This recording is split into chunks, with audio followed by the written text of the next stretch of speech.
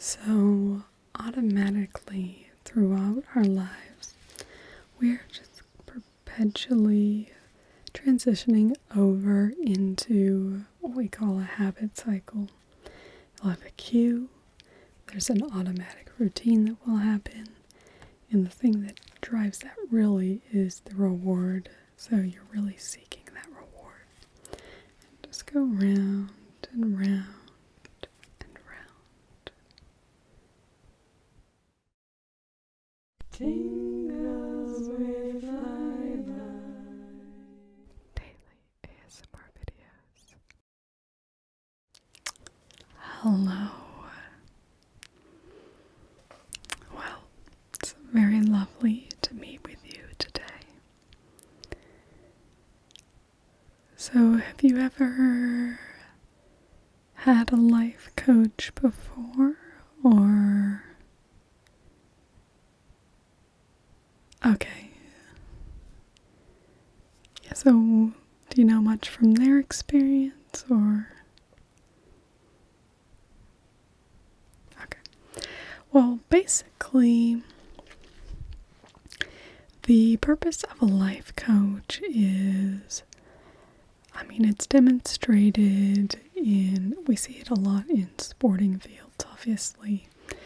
The massive benefit that there is by having somebody to coach you through particular aspects, because it's someone who is separate from the actions that you're actually taking.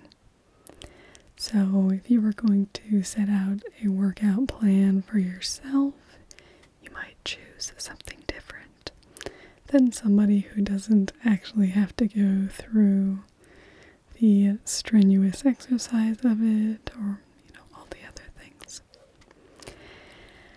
And in that way, it allows me as your life coach to help give you the direction and input into where we want to get you going.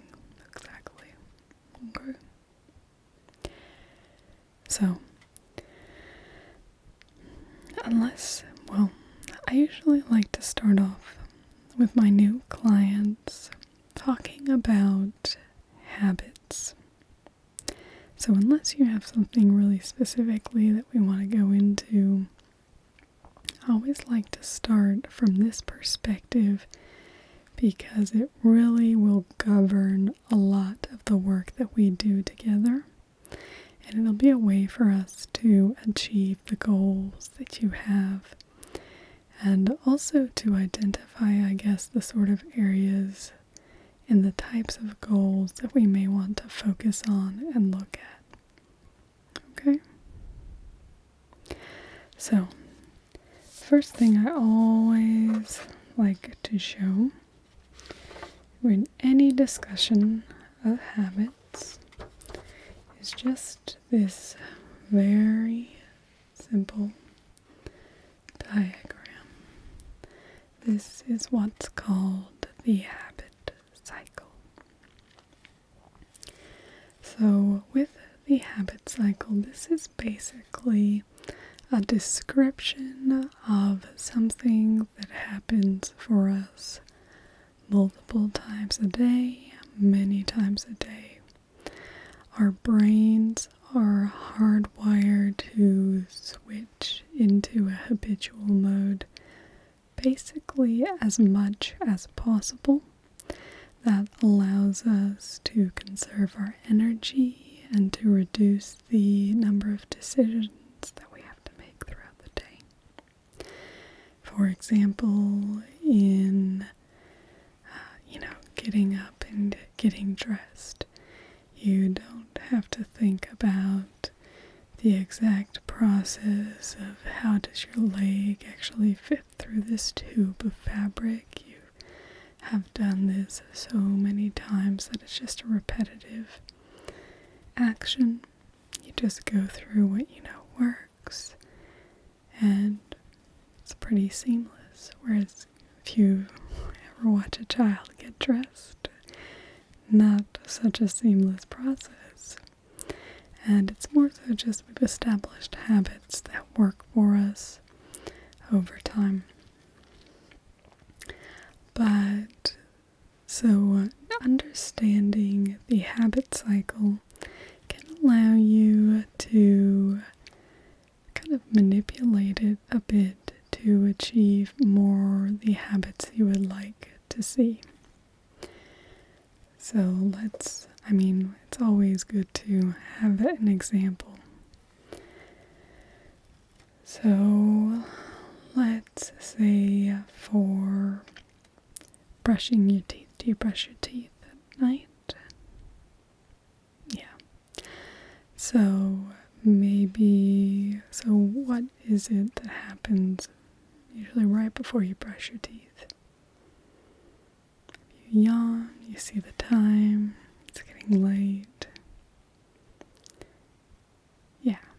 So basically those are the cues that you're getting. You're seeing, okay, it's getting dark, I'm getting tired.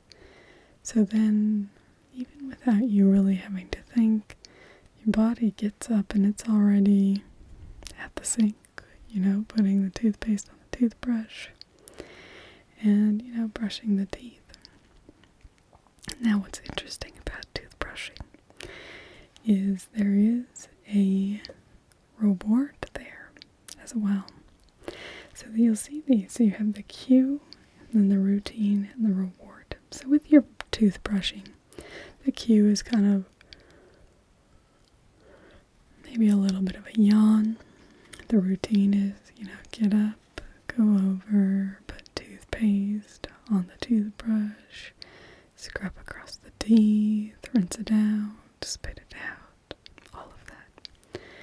And then the reward is that feeling you have after you brush your teeth. What's interesting is brushing your teeth is a habit that kind of came in vogue in the in the 1900s. The availability of sugar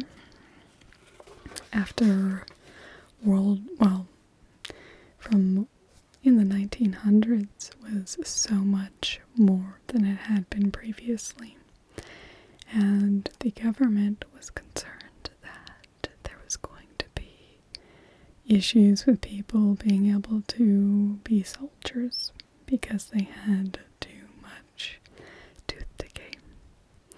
So there was investigations into this, and obviously there were different products made. And trying to instill the habit of toothbrushing led one marketing genius to come up with the idea of talking about running your tongue over your teeth and filling that film that's there. It's actually a very natural film, even if you don't eat sugar or anything like that. You always have a film over your teeth. Fairly natural. But he was basically trying to get people to recognize a cue. Then the routine would use Pepsodent. And then the reward. And this is what made it very successful compared to lots of other products on the market. And this wasn't really by design in the marketing, but it ended up working for them, was when there is a mint substance within the toothpaste, it actually produces a mild, cooling tingling in the mouth. And it's slightly pleasant, as I'm sure you have experienced many times after brushing your teeth. But prior to that, there had been toothpaste, all sorts of different types that did and did not have this. Well, after that it became kind of essential to have that. So that is part of the reward that you actually get when brushing your teeth, is that nice, cool, mint feeling in your mouth. So then that cues you. And the way that habits become very effective is when this is so well worn that even before you hit the cue, you begin to have a craving. And so you might be craving this reward, and so then the cue comes along and you're just ready to go. This is the sort of thing that makes, obviously, cigarettes or binge eating, that sort of thing, so effective, is that craving just wears through this habit cycle over and over again. Now, addiction is a bit more complicated than that. So for that sort of habit, more sophisticated means are needed, because it's not the simplest habit to break. Because depending on the nature of the addiction, it can be, withdrawals and that sort of thing. But if you can actually create your own habits, then you can get those things going on. So what's actually really great about the habit cycle is that the cue and the reward are usually pretty fixed. So you'll have lots of different cues and rewards that are already there in your life. The cue is, you set your alarm every morning, you wake up, you go to your job. Your reward is you get a paycheck, and then you can go and buy the things you want to buy or whatever. So you have these different cues and rewards that are basically already in place. But what you can actually do is try and either disrupt, add to, or change that routine portion. So, for example, if you wanted at night before you go to bed, let's say you want to trim your hair every night. Well, it's actually a lot easier to piggyback into an existing habit that you have already. So if you're brushing your teeth already, you've already got that cue, you've already got a reward. So maybe when you get that cue to want to brush your teeth, you're really craving that minty feeling in your mouth. Well then, what you're going to do first is, okay, I'm going to go and trim my hair. I know this is a dumb example, but, for example, you could do, okay, I'm going to trim my hair, then brush my teeth. So you basically are just adding on to that. Does that make sense? Just allows you to use the existing cycles that you have. And I know I said I wasn't going to talk about addiction, but for people who have lesser forms of addiction, sometimes it's like that you'll get the cue, to pick up a cigarette or something like that.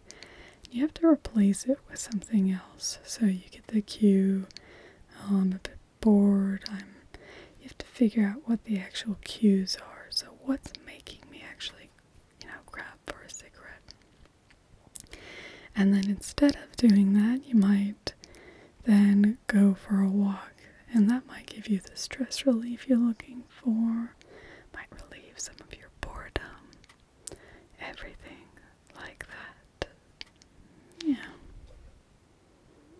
So that's how the habit cycle works.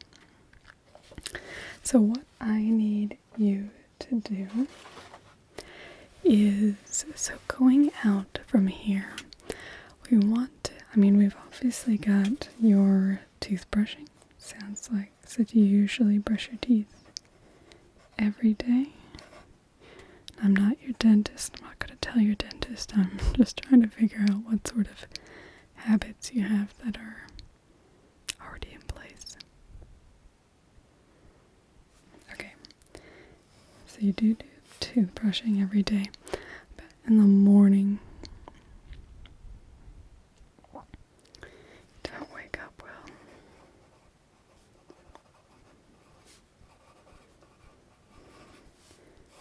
Okay. So, if you feel like you don't usually wake up well, then what I'm going to have you do is just for the next week, just pay attention to the habits you have when you first wake up. So it could be, in our modern lives, lots of people wake up and before they even blink their eyes open, phones in hand. Yeah.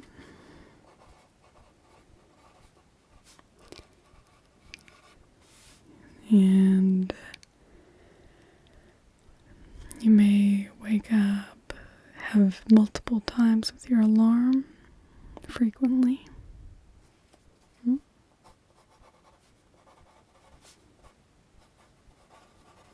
Snoozes.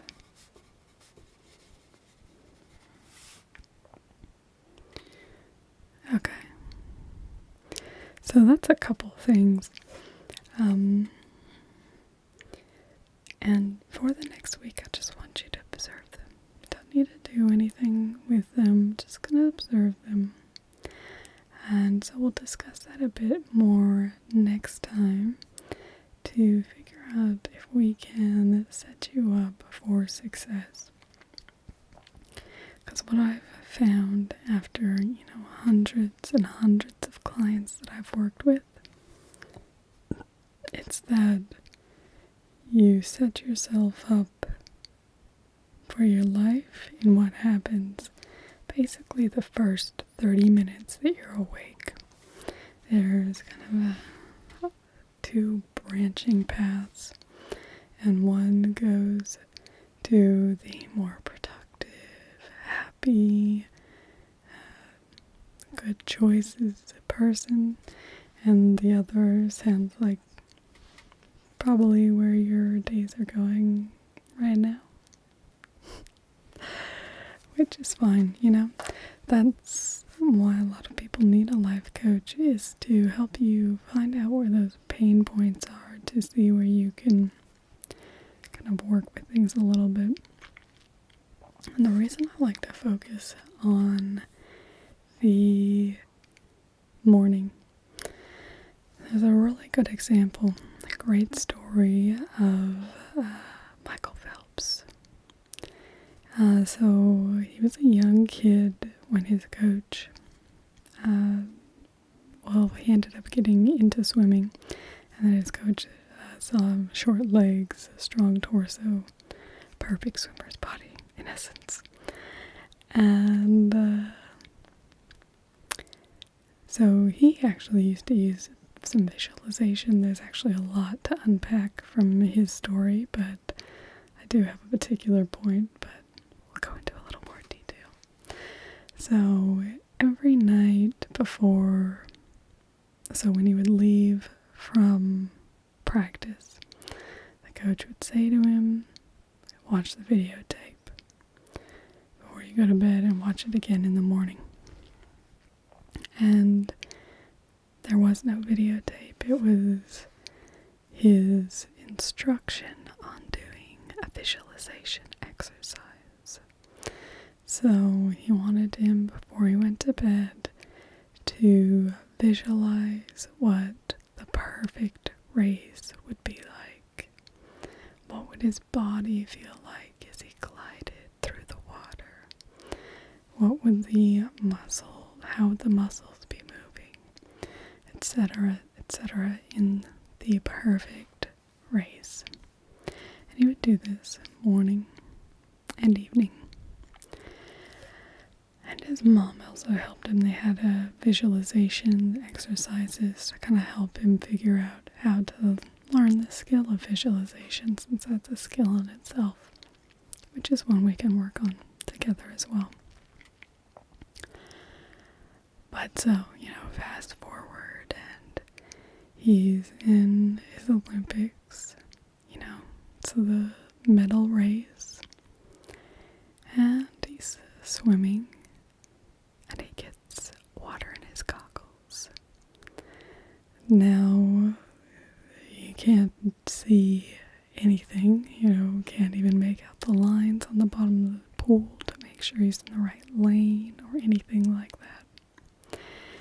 And so this can be quite a distressing experience for a swimmer. But Michael Phelps just swims along, and he just counts his strokes, estimates how far he thinks he is from the end, and just keeps swimming. He knows he has to do a turn to go back, and he's definitely got no vision through his goggles. So he's just counting out his strokes and estimates how far he'll be at the end. And he gets to the end. He doesn't know where any of the other swimmers are, whether people are cheering for him or if somebody else has already gotten to the finish line. And when he looks up, he's actually done a world record. And the story with this is, there are two parts. Goes back to the visualization. This is something he's actually visualized periods of time before. His coach had also done a lot of planning with him. So he'd swum with no lights on. If the lights went out in the pool, he'd prepared him for that sort of thing. So he's prepared for these sort of things. But one of the key things is he had a morning routine. He would go and he would do 30 minutes of stretches. He would listen to particular music. He would have all these little rituals, basically, and what we call them are small wins. And for lots of people, just making your bed in the morning can be a small win. Now, I'm a life coach, but I personally don't make my bed in the morning. It's not about actually making the bed, it's about having a habit like that can lead you through the rest of your day. It's if you have a small win in the beginning of the day, you're more likely to accrue more wins throughout the day. It puts you into a positive mind space. And so then when Phelps hit this time in the pool where his goggles are, filling with water, then he hits that with positive momentum. Just thinks, okay, yeah, no, I've had all these, good things happening today. I could just take this as something that's going along with me. Whereas if he would have started and it was the worst day ever, probably would have ended up being the worst day ever for him and, would have missed out on something. But instead he swam a world record. But so the key part in that one was him having this morning routine. And those accruing small wins are what led to his success and able to win a world record with foggy, wet goggles, which is amazing. So it's a great story. And it was funny, a reporter asked him afterwards, so what was it like, to swim a world record with water in your goggles? And he said, it was exactly how I thought it would be. So he had visualized it so much that it would just, by that time, it had become automatic. And that's, you want to try and make the best behaviors and the successes for yourself to be automatic behaviors. And so that's what we'll be working on. So the first thing to identify for us is just to make sure we're figuring out what your current habits are. Because we may have a cue and a reward we can work with if we just kind of play with the routine a bit to make it more of a win rather than less desirable. While the reward may be the same, just depends. So that's what we'll start with. We'll meet back in about a week, and then we'll plan out your morning routine, okay? Yeah, so all I want you to do is just start paying attention to just kind of all the things that you do when you first wake up that you're probably not aware of. If you want to write them down on a list, that's great, or just to kind of notice them, and we can talk about them next week. Yeah, well, I'll be looking forward to seeing you. This is always so much fun to delve in. Okay, so we've got you, at 2 p.m. Wonderful.